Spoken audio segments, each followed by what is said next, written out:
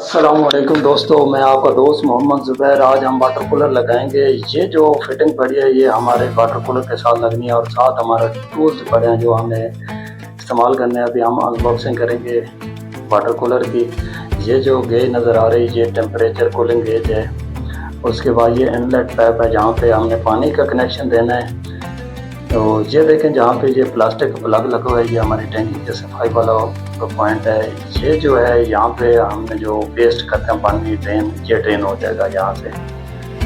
तो ये अभी हम इसके लिए धागे का इस्तेमाल करेंगे। पहले हम धागा लगाएंगे, धागा लगाने के बाद फिर हम ये जो आपको दिखाई दे रही ये टिफ्लॉन टेप है।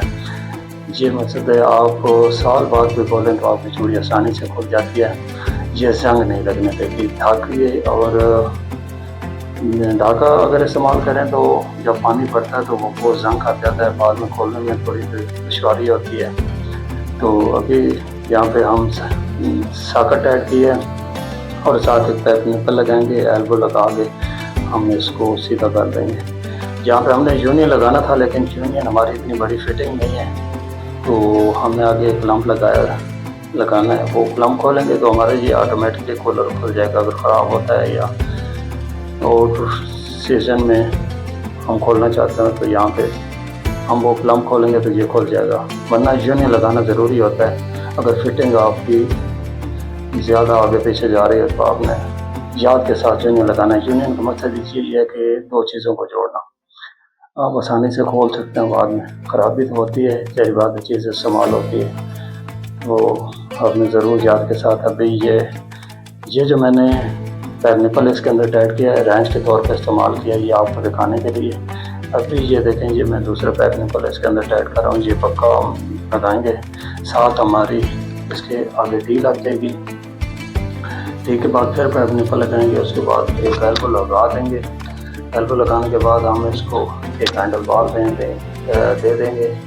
जो हम अगर को कूलर करना चाहते हैं तो फिल्टर शुदा हमारा पानी, ठंडा पानी नहीं आएगा, हमारा फिल्टर शुदा पानी आएगा। तो कूलर करना चाहते हैं या साथ में हम कोई बोतल वगैरह भरना चाहते हैं तो ये हैंडल बार से हम भर सकते हैं, बड़ी बोतल।